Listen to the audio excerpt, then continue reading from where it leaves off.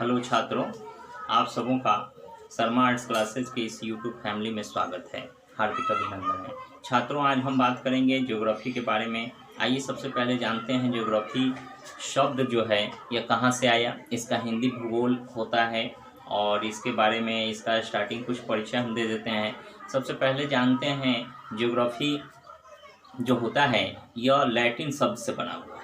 इसका पूरा है ज्योग्राफिया शब्द, जिससे ज्योग्राफी शब्द निकला हुआ है। ज्योग्राफिया का अर्थ होता है जियो जोड़ ग्राफी।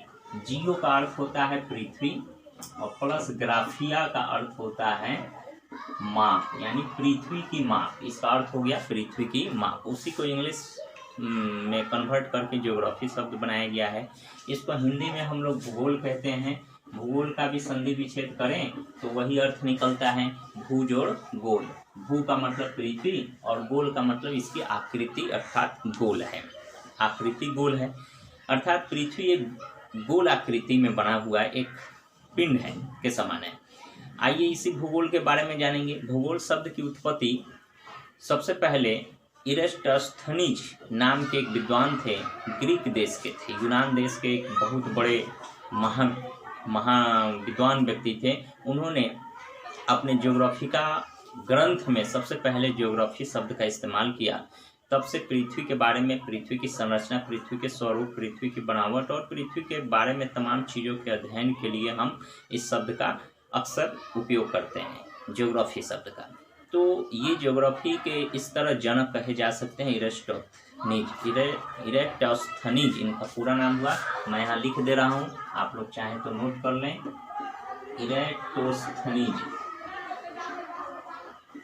इरेस्टस्थनीज नाम के ये विद्वान थे जो 276 से 194 ईस्वी पूर्व इन्होंने ज्योग्राफी शब्द का पहला उपयोग किया था और इस तरह भूगोल के लिए ज्योग्राफी शब्द का इस्तेमाल होता है। भूगोल एक व्यवहारिक विज्ञान है। भूगोल एक व्यवहारिक विज्ञान है। यह पृथ्वी की दशाओं के बारे में, पृथ्वी के प्राकृतिक विभागों के बारे में, पृथ्वी की आंतरिक संरचना के बारे में और पृथ्वी पर बसे हुए लोगों की समस्याओं के बारे में बात करता है। और भूगोल इन समस्याओं के कारण परिणाम भी बताता है और इसके निराकरण का हल भी हमें प्रदान करता है। तो उसी हम लोग भूगोल के बारे में चर्चा करेंगे। जैसे भूकंप के बारे में हम बात करें। सबसे पहले जब आदिकाल में मनुष्य जब कंदराओं में, गुफाओं में रहा करते थे, उस समय जब बिजली कड़कती थी, भूकंप आते थे, तो चूंकि वो लोग भूगोल के बारे में नहीं जानते थे, इसलिए उनका मत होता था कि ईश्वर हम पर नाराज हो गए हैं, गुस्सा हो गए हैं, इसलिए यह प्राकृतिक घटनाएं घट रही है। लेकिन जैसे जैसे मनुष्य ने अपनी ज्ञान हासिल की और तरह तरह का विज्ञान इन चीज़ों को जानने के लिए डेवलप हुआ, उसके बाद हम लोग इन सभी चीज़ों से अब दिक्कत नहीं होता है, डर नहीं लगता है किसी भी मनुष्य को। सबको मालूम हो चुका है कि हाँ, ये प्राकृतिक घटनाओं की वजह से होता है, इसके क्या कारण हो सकते हैं और भूकंप के क्या परिणाम हो सकते हैं। ये सारी चीज़ हमें भूगोल ही जानकारी देता है। उसी भूगोल के बारे में हम लोग जानेंगे। भूगोल के बहुत सारे स्वरूप भी होते हैं। राजनीतिक भूगोल, प्रशासनिक भूगोल, आर्थिक भूगोल, श्रमिक भूगोल, मानव भूगोल, प्राकृतिक भूगोल, विभिन्न प्रकार के भूगोल के स्वरूप की चर्चा भी हम आगे करेंगे। यहाँ जो टॉपिक हम लोगों को पढ़ना है भूगोल की, यह चैप्टर का नाम है जनसंख्या, वितरण, घनत्व और वृद्धि, संगठन। सबसे पहले भूगोल जो ये विषय पढ़ना है, इस किताब का नाम है भारत, लोग और अर्थव्यवस्था। भारत, लोग और अर्थव्यवस्था। एक और किताब है भूगोल की जो मानव भूगोल के बारे में पढ़ना है, ये पहला वॉल्यूम है। इसके बारे में हम लोग आइए जानते हैं। सबसे पहला टॉपिक है जनसंख्या के बारे में, वितरण, घनत्व, वृद्धि और संगठन। आइए सबसे पहले वितरण के बारे में हम बात करते हैं। वितरण का अर्थ होता है बंटवारा। जैसे हम लोग देखते हैं किसी राज्य की जनसंख्या अधिक होती है, किसी राज्य की कम होती है। किसी राज्य का जनसंख्या घनत्व अधिक होता है, किसी राज्य का जनसंख्या घनत्व बहुत कम रहता है। जैसे बिहार की जनसंख्या घनत्व अगर देखा जाए तो 1102 व्यक्ति प्रति वर्ग किलोमीटर लोग निवास करते हैं। अर्थात 1 वर्ग किलोमीटर में यहाँ बिहार में 1102 व्यक्ति निवास करते हैं। वहीं पश्चिम बंगाल में जाएं, वहाँ 1029 व्यक्ति निवास करते हैं। लेकिन आपको जानकर आश्चर्य होगा, सबसे कम जनसंख्या घनत्व वाला राज्य अरुणाचल प्रदेश है, जहाँ प्रति वर्ग किलोमीटर में मात्र 17 व्यक्ति निवास करते हैं। है ना रोचक बात। कहीं की जनसंख्या इतनी अधिक है, कहीं की जनसंख्या इतनी कम है। एक वर्ग किलोमीटर यानी 1 किलोमीटर लंबाई और 1 किलोमीटर चौड़ाई वाला जो भूभाग बनता है उसमें उतने ही क्षेत्र में बिहार में लगभग 1102 व्यक्ति निवास करते हैं, लेकिन उतने ही भूभाग में अरुणाचल प्रदेश जाएं तो मात्र 17 व्यक्ति निवास करते हैं। बहुत बड़ा अंतर है। तो ये क्या वजह है कि कहीं का जनसंख्या बहुत अधिक घना है, कहीं का जनसंख्या बहुत कम है। इसी को हम जनसंख्या वितरण के अंतर्गत पढ़ते हैं। तो जनसंख्या घनत्व भी जानना पहले जरूरी है, तब जनसंख्या वितरण के बारे में जानेंगे। जनसंख्या घनत्व क्या होता है? प्रति इकाई क्षेत्रफल में रहने वाले लोगों की कुल संख्या को हम जनसंख्या घनत्व कहते हैं।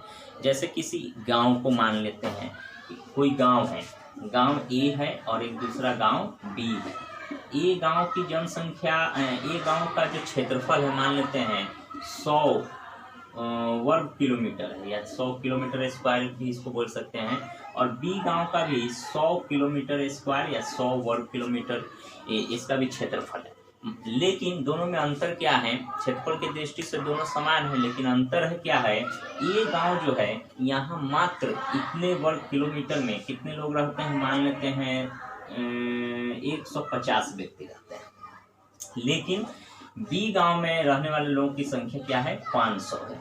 तो अब आप देख सकते हैं 100 वर्ग किलोमीटर में 150 आदमी रह रहा है। निश्चित तौर पर वहाँ छिटपुट लोग रहेगा, कम जन घनत्व पाया जाएगा। लेकिन 100 वर्ग किलोमीटर में जहाँ बी गांव में 500 व्यक्ति निवास कर रहे हैं, यानी कम क्षेत्रफल में ही अधिक लोगों को जीवन यापन करना पड़ रहा है। तो यहाँ की जनसंख्या घनत्व हम अधिक कहेंगे और यहाँ की जनसंख्या घनत्व हम कम कहेंगे। ठीक है। तो जनसंख्या घनत्व निकालने के लिए एक सूत्र होता है, कुल जनसंख्या बटा वहाँ का कुल क्षेत्रफल। जैसे 500 व्यक्ति है, 500 व्यक्ति में हम 100 से भाग कर देंगे तो 5 व्यक्ति प्रति वर्ग किलोमीटर आएगा। यह बी गांव की जनसंख्या घनत्व हो गया। और वही 150 में जब 100 से हम डिवाइड करेंगे तो 1.5 व्यक्ति प्रति वर्ग किलोमीटर आएगा। यानी यहाँ की जनसंख्या घनत्व 1.5 व्यक्ति प्रति वर्ग किलोमीटर है, जबकि बी गांव की जनसंख्या घनत्व 5 व्यक्ति प्रति वर्ग किलोमीटर है। तो जनसंख्या घनत्व का अर्थ आप, उम्मीद है आपको समझ में आ गया होगा। अब जानते हैं हम लोग पिछले टॉपिक पर चलते हैं, वितरण के बारे में।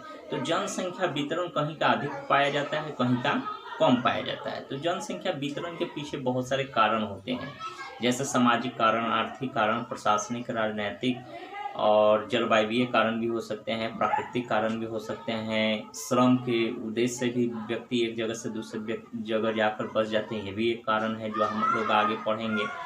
तो बहुत सारे कारण होते हैं जिसकी वजह से किसी जगह के क्षेत्र जनसंख्या का वितरण प्रभावित हो सकता है। बिहार की जनसंख्या अत्यधिक घना है, इसके पीछे भी कारण है। और अरुणाचल प्रदेश की जनसंख्या वितरण बहुत कम है, यानी वहाँ की जनसंख्या घनत्व बहुत कम है, इसके पीछे भी बहुत सारी वजह हैं। तो जनसंख्या वितरण का जो 2-3 महत्वपूर्ण जो पॉइंट हैं जिसके वजह से प्रभावित होता है, आइए जानते हैं। सबसे पहले तो आप अनुमान लगा लीजिए, भारत जो है एक बहुत बड़ा विशाल देश है। इतना बड़ा विशाल देश है कि बहुत सारे देशों की कुल जनसंख्या को जो है इसका एक छोटा सा राज्य ही कवर कर लेता है। तो बहुत बड़ा है, पूरब से पश्चिम और उत्तर से दक्षिण इसकी लंबी चौड़ी सीमाएं हैं। भारत एक विविधताओं वाला भी देश है और बहुत बड़ा विस्तृत भूभाग में फैला हुआ देश है। साथ ही साथ यहाँ की जनसंख्या भी विस्तृत है, पूरी दुनिया में दूसरे नंबर की जनसंख्या वाला देश है। चीन सबसे सर्वाधिक जनसंख्या वाला देश है और उसके बाद में द्वितीय सर्वाधिक जनसंख्या वाला देश भारत है। तो भारत इतनी अधिक जनसंख्या वाला है तो ऐसा नहीं है कि सभी जगह समान जनसंख्या है, कहीं ज़्यादा है कहीं कम है। तो इसको जानने से पहले हम प्राकृतिक विविधताओं को जानें।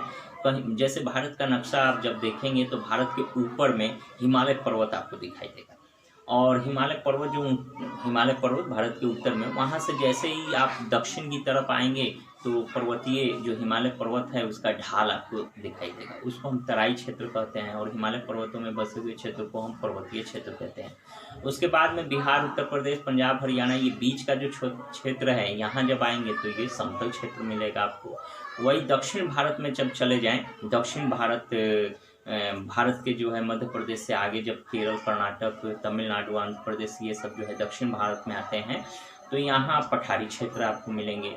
और भारत 3 तरफ से समुद्र से घिरा हुआ है, हिंद महासागर जो भारत के दक्षिण में है, अरब सागर जो भारत के पश्चिम में है ना, और पूरब में बंगाल की खाड़ी है। तो बंगाल की खाड़ी, अरब सागर और हिंद महासागर, ये 3 तरफ से समुद्र से घिरा हुआ है। तो इसकी एक सीमा, तटीय सीमा रेखा लगभग 6100 किलोमीटर लंबा पड़ता है। तो यहाँ निवास करने वाले लोग, जहाँ स्थल और समुद्र मिलता है, उसको हम तटीय क्षेत्र कहते हैं। और उन तटीय क्षेत्रों में बसने वाले लोगों की भी संख्या अलग अलग होती है।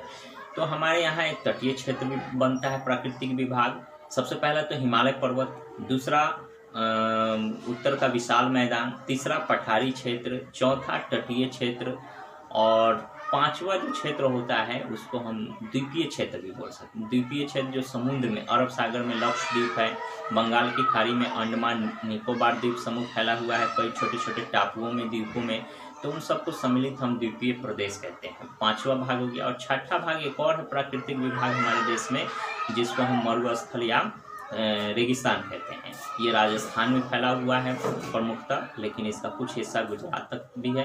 तो ये रेतीला जगह है, यहाँ की भी जनसंख्या इन सभी कारणों से, ये प्राकृतिक कारण है।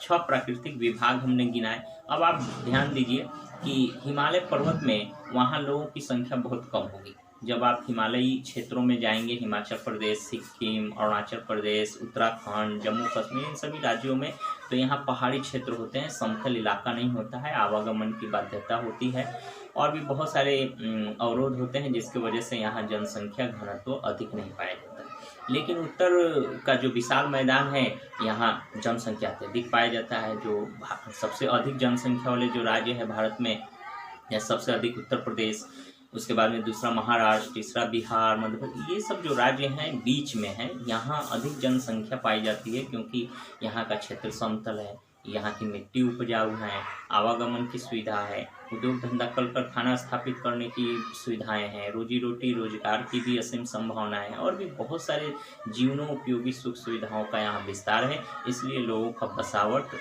यहाँ ज़्यादातर है।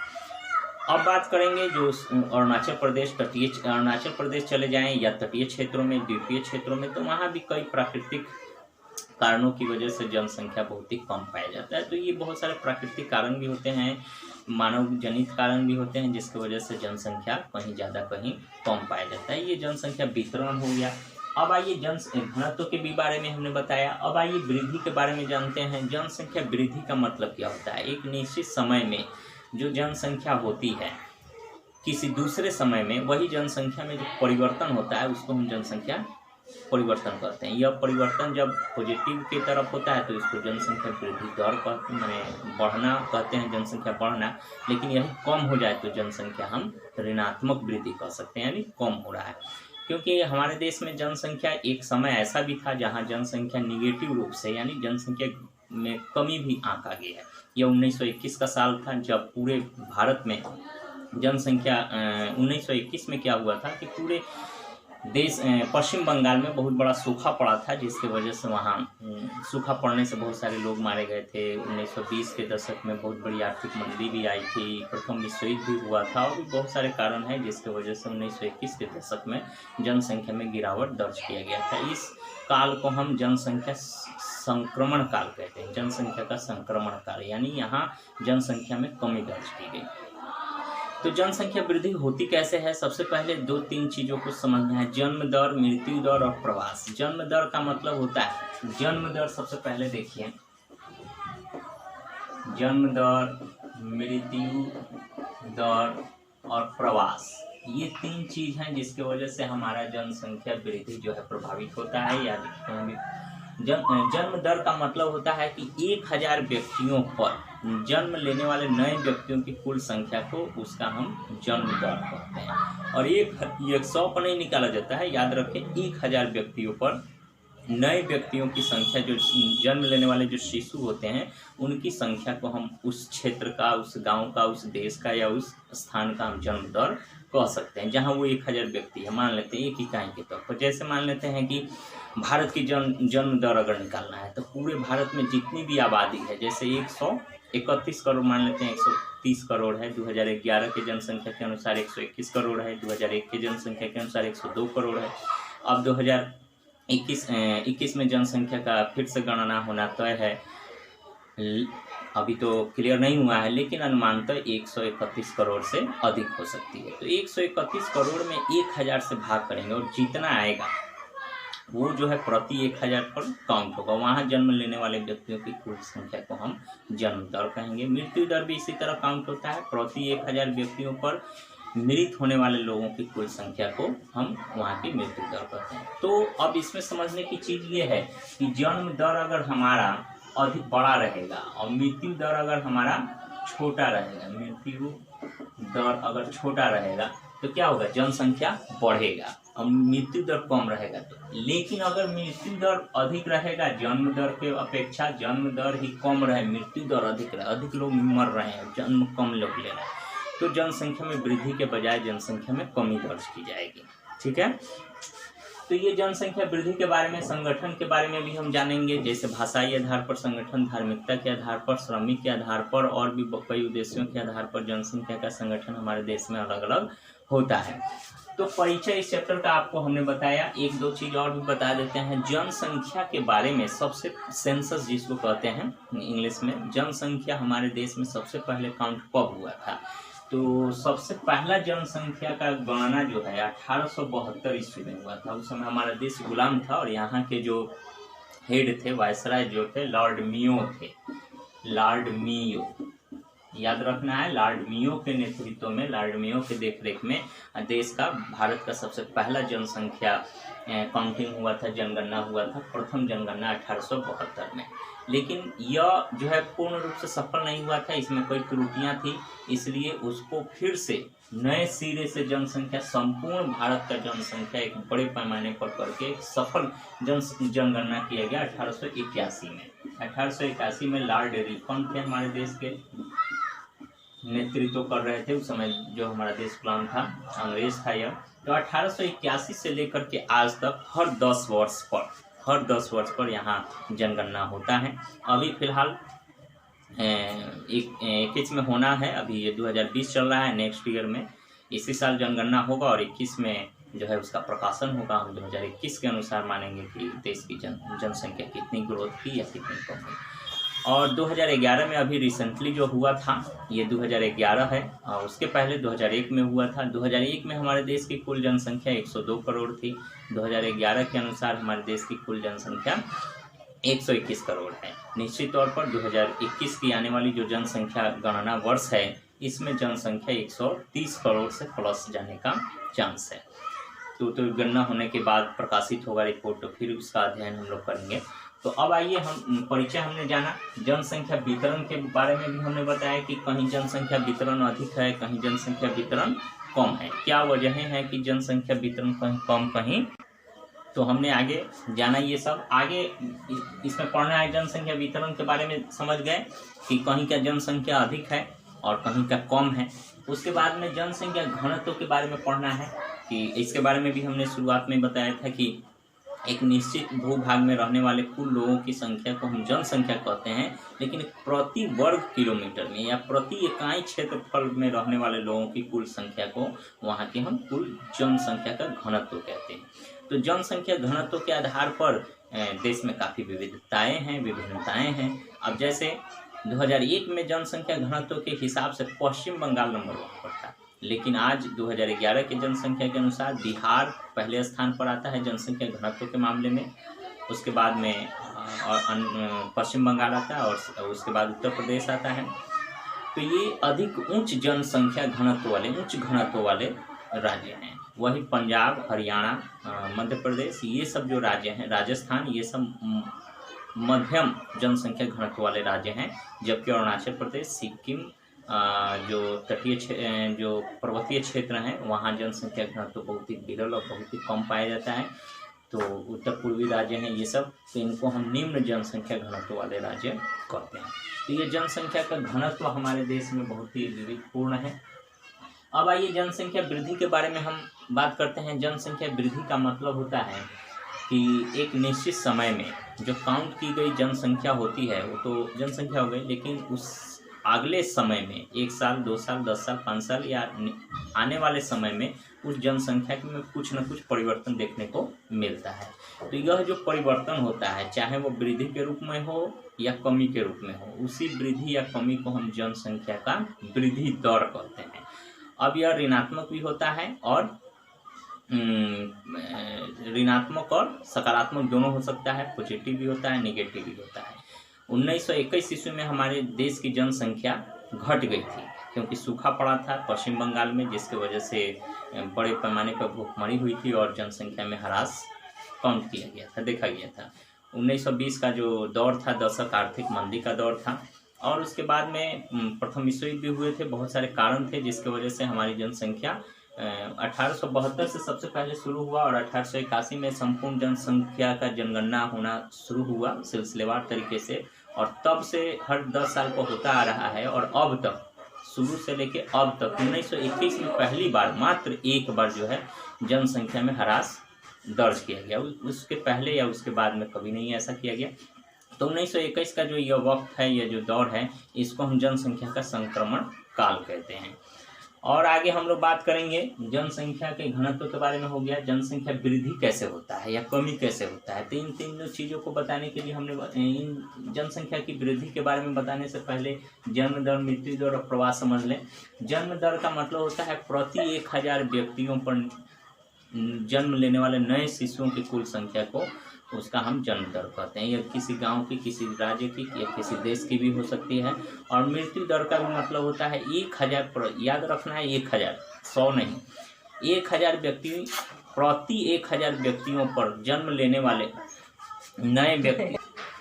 तो जन्म दर का मतलब होता है प्रति 1000 व्यक्तियों पर जन्म लेने वाले नए शिशुओं की कुल संख्या को हम जन्म दर कहते हैं। और प्रति 1000 व्यक्तियों पर मृत होने वाले व्यक्तियों की कुल संख्या को, उस जगह का या उस भूभाग का, हम मृत्यु दर कहते हैं। तो यदि जन्म दर हमारा अधिक रहेगा मृत्यु दर की अपेक्षा, तो हमारा जनसंख्या वृद्धि होगा, विकास करेगा। अगर मृत्यु दर अधिक होगा जन्म दर के अनुपात में, तो मृत्यु अधिक व्यक्ति मर रहे हैं, मतलब जन्म कम लोग ले रहे हैं, तो जनसंख्या में ह्रास देखा जाएगा। और एक प्रवास होता है तीसरा चीज। प्रवास का मतलब, यह प्रभावित जनसंख्या को प्रभावित करने वाला सबसे प्रमुख कारण है प्रवास। प्रवास का मतलब होता है जब एक स्थान से दूसरे स्थान पर किसी खास चीज़ की खोज में या किसी खास चीज़ की प्राप्त करने के उद्देश्य से, जब जैसे श्रम की उपलब्धता न हो, अगर कहीं जो है कि काम चल रहा है, अगर कहीं के व्यक्ति, जैसे मान लेते हैं बिहार, उत्तर प्रदेश, बहुत सारे यहाँ के व्यक्ति दिल्ली, मुंबई, कोलकाता काम करते हैं श्रमिक के तौर पर, तो यहाँ के व्यक्ति रोजगार की तलाश में एक जगह से उठकर किसी दूसरे जगह जाकर शिफ्ट हो जाते हैं। कुछ दिन काम करने के बाद फिर यहाँ आ जाते हैं। कुछ लोग ऐसे होते हैं जो वहाँ सेटल हो जाते हैं।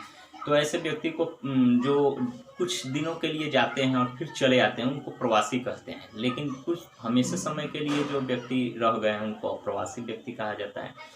तो मान लेते हैं बिहार से अगर 1 लाख व्यक्ति अगर किसी दूसरे राज्य में पलायन कर जाए, तो यहाँ की एक कुल जनसंख्या में 1 लाख की कमी होगा। वही किसी दूसरे राज्य की जनसंख्या जहाँ 1 लाख व्यक्ति चले गए हैं, तो वहाँ की जनसंख्या में वृद्धि दर्ज की जाएगी। इस तरह जनसंख्या प्रभावित होती है प्रवास की वजह से। तो जनसंख्या वृद्धि के बारे में हमने जाना। अब आइए आगे हम लोग बात करते हैं कि यह जनसंख्या वृद्धि जो है, यह 3 अवस्थाओं में हुआ है। जैसे हमारे देश में सबसे पहले शुरू में जब 1901 से, आइए, जब 20वीं सदी शुरू हुई, तो 1901 से लेकर 1921 तक ये प्रथम अवस्था। दूसरा अवस्था, क्योंकि 1921 में जनसंख्या में ह्रास देखा गया था, उसके बाद जनसंख्या में कुछ परिवर्तन हुआ, तो ये एक डिवाइडर का काम करता है 1921 का साल। तो 1901 से 1921 तक, 1921 से लेकर 1951 तक, और तीसरा जो है 1951 से 1981 तक। ये 3 अवस्थाएं हैं। और 1981 के बाद अब तक, 1981 से अब तक मान लेते हैं, यह जो 4 अवस्थाएं, ये चारों में काफ़ी विभिन्नताएं देखने को मिलती है। सबसे पहला जो अवस्था है, यह रुद्ध है, जनसंख्या रुद्ध है। जनसंख्या रुद्ध या स्थिर प्रावस्था इसको कहते हैं। इसमें जनसंख्या का विकास एकदम नगण्य हुआ, एकदम बहुत ही कम। क्यों? क्योंकि रोजगार की कमी थी, उस समय गरीबी थी, भूखमरी थी, बहुत सारे सुख सुविधाओं का अभाव था, हमारा देश गुलाम था, यहाँ शोषण होता था, बहुत सारे ऐसी वजहें हैं जिसकी वजह से हमारी जनसंख्या ग्रो नहीं कर पाई। ये पहली स्थिति है, इसको रूढ़ या प्रावस्था कहते हैं।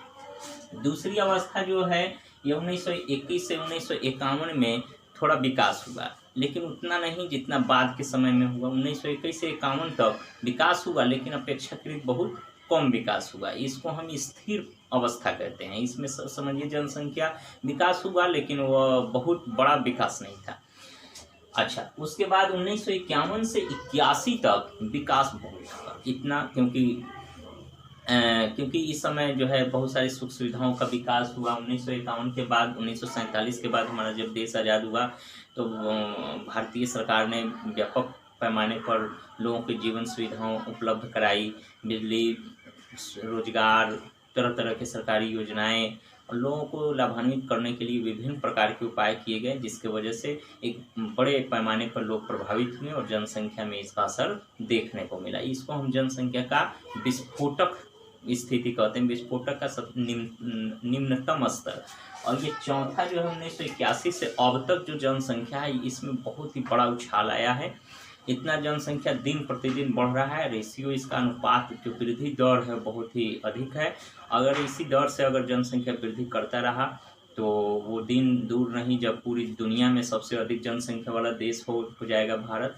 लेकिन यह अधिक जनसंख्या बढ़ जाने की वजह से हमें बहुत सारी कठिनाइयों का भी सामना करना पड़ता है। प्रदूषण बढ़ता है, उसके बाद में रोजगार उपलब्ध कराना, गरीबी दूर करना, और भी बहुत सारी सुख सुविधाएं उपलब्ध कराना सरकार के लिए भी बहुत टेंशन का काम हो जाता है, और लोगों को भी अनेक परेशानियां उत्पन्न होने लगती है। क्योंकि कारण आप जानते हैं, अर्थशास्त्र में पढ़े होंगे, क्योंकि हमारे पास सीमित संसाधन है और इन सीमित संसाधनों में हम असीमित आवश्यकताओं की पूर्ति करने में अनेक बाधाएं उत्पन्न होती है, और लोगों के लिए रोजगार ये सब उत्पन्न करना, सृजन करना, ये बड़ा टफ काज हो जाता है। इससे हमें अनेक समस्याओं का सामना भी करना पड़ता है।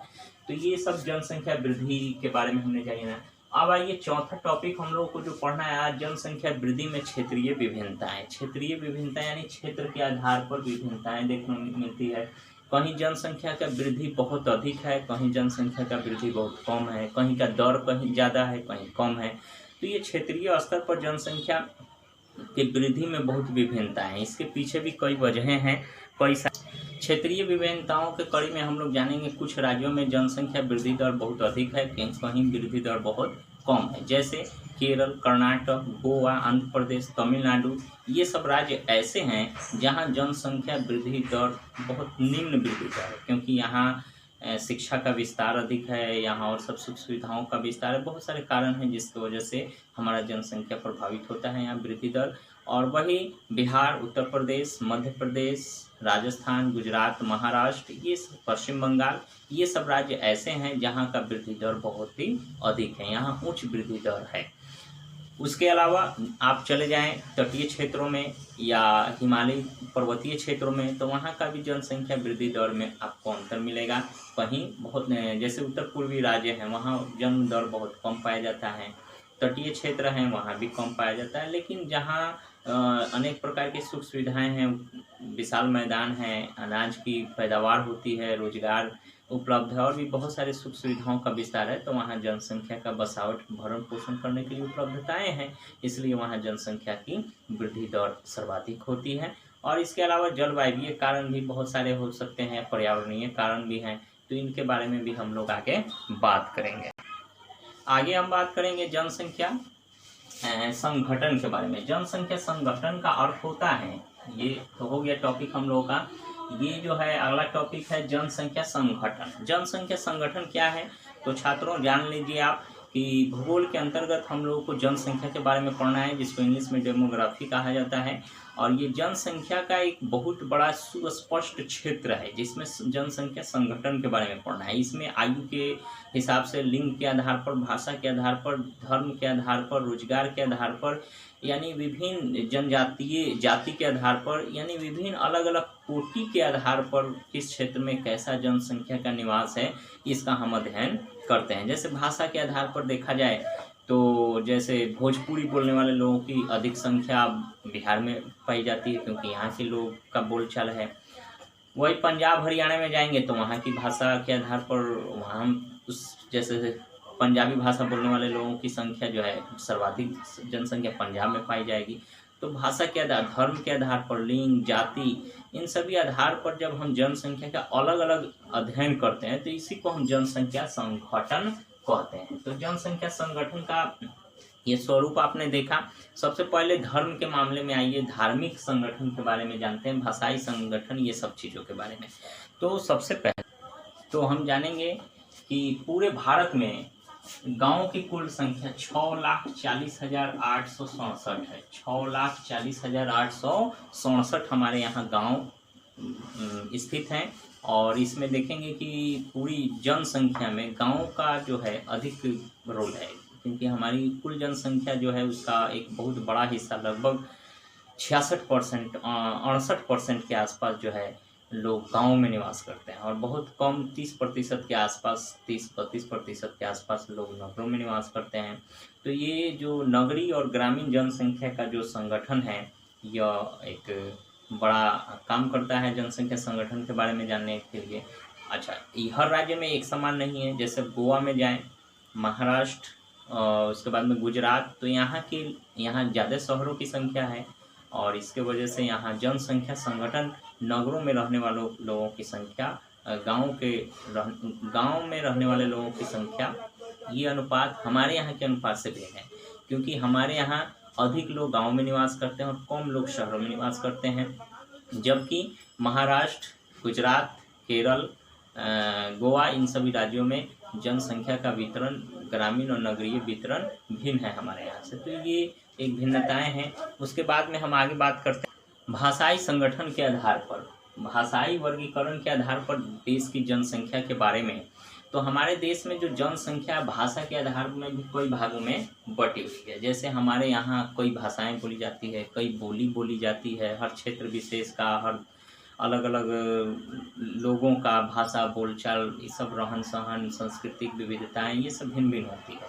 तो हमारे देश में लगभग 179 भाषाएं जो है बोली जाती है हमारे देश में। पूरे जम्मू कश्मीर से तमिलनाडु, गुजरात से लेके अरुणाचल प्रदेश तक, इतने लंबे चौड़े भूभाग में फैले हुए जो भारत एक विविधतापूर्ण देश है, यहाँ भाषा में भी काफ़ी विविधता मिलती है। 179 भाषाएं हमारे देश में बोली जाती है, जिसमें 22 भाषाएं जो है संविधान के 8वीं अनुसूची में अनुसूचित है। मतलब इसको जो है कि एक संवैधानिक महत्व प्राप्त है। बाकी भाषाएं भी अपने महत्व पर हैं, महत्व है उनका अपना अपना, लेकिन ये 22 भाषाएं जो है विशेष महत्व की हैं, जिन्हें अनुसूची 8 में शामिल किया गया। समय समय पर अन्य भाषाओं को भी 8वीं अनुसूची में शामिल करने की मांग की जाती रही है।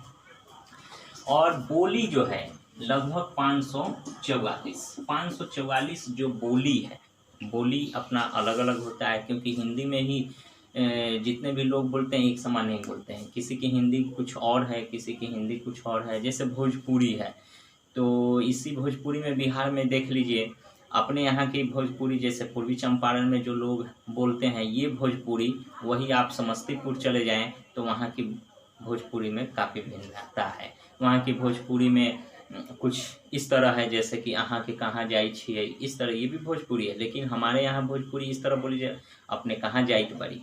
तो ये एक अंतर है। दोनों भोजपुरी है, लेकिन दोनों में मूल अंतर भी देखने को मिलता है। तो इस प्रकार की कई बोलियां भी हमारे देश में हैं, भिन्न भिन्न जगहों में भिन्न भिन्न प्रकार की 544 बोली है हमारे देश भर में, और 179 भाषाएं बोली जाती है।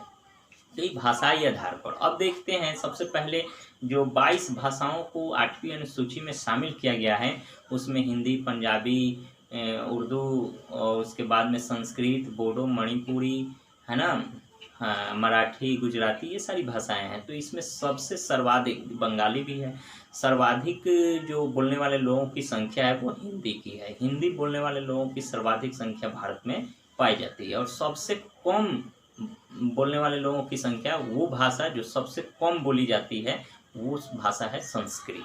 संस्कृत बोलने वाले लोगों की संख्या हमारे देश में बहुत ही नगण्य है, बहुत ही कम है। जबकि हिंदी बोलने वाले लोगों की संख्या हमारे देश में सभी भाषाओं के बोलने वालों से ज़्यादा है। हिंदी के बाद में बांग्ला आती है और भी बहुत सारी भाषाएं आती है, बोली जाती है। इंग्लिश तो खैर वो इंटरनेशनल लैंग्वेज हो गया। हम अपने देश की भाषा की बात कर रहे हैं जिसकी उत्पत्ति हमारे देश से हुई है, इसलिए इसकी बात। तो ये भाषाई आधार पर हम देखेंगे। उसके अलावा संस्कृत के बाद सबसे कम जो बोले जाने वाले हैं बोडो है, मणिपुरी है, उत्तर पूर्वी क्षेत्रों में बोली जाती है ऐसे भाषा।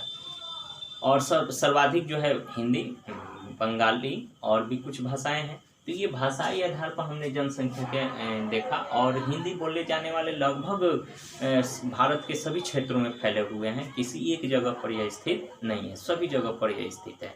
और संस्कृत छिटपुट हर जगह है, जहाँ तहाँ है। अच्छा, उसके बाद में आपको बता दें जैसे पंजाबी है, तो ये पंजाब हरियाणा में ज़्यादा, हरियाणवी हरियाणा भाषा के ही आधार पर हमारे देश में राज्य का गठन हुआ था। सबसे पहला 1956 में भाषा के आधार पर सबसे पहला राज्य जो गठन हुआ था वो आंध्र प्रदेश है। उसके बाद में धीरे धीरे अलग भाषाई आधार पर राज्यों का जो गठन का प्रोसेस शुरू हो गया और अब तक जारी है। अभी तेलंगाना बना है ना। उसके बाद में तमिलनाडु है, तमिलनाडु के अलावा महाराष्ट्र, गुजरात है ना, कन्नड़, केरल, मलयालम, बहुत सारी भाषाएं हैं। और ये सभी भाषाएं किसी न किसी राज्य विशेष में सर्वाधिक है। ऐसा नहीं है कि किसी भी भाषा को किसी राज्य से हम बांध दें, सीमा के अंदर ही हो, उससे बाहर नहीं, ऐसा नहीं है। पंजाबी भाषा हमारे बिहार के भी बहुत सारे लोग बोलते हैं। ऐसा नहीं है कि भोजपुरी केवल बिहार तक ही सीमित है, ऐसा नहीं। भोजपुरी अन्य यहाँ तक मॉरिशस में भी बोली जाती है, बिहार से बाहर, भारत से भी बाहर बोली जाती है। तो ये कोई भी भाषा किसी स्थान विशेष से या किसी परिधि भर तक सीमित नहीं है, ऐसा नहीं है।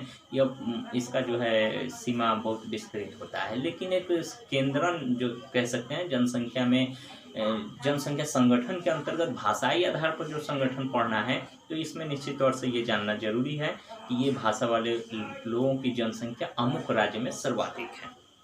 तमिल भाषा बोलने वाले लोगों की संख्या तमिलनाडु में ज़्यादा है। बंगाली बोलने वाले निश्चित पश्चिम बंगाल में होंगे।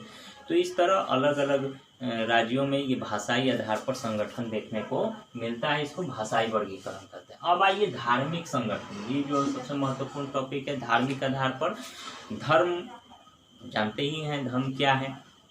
अच्छा, तो हमारे देश में अनेक धर्म के लोग निवास करते हैं। 8 प्रकार के धर्म वाले लोग हमारे यहाँ निवास करते हैं। हिंदू है ना, इस्लाम,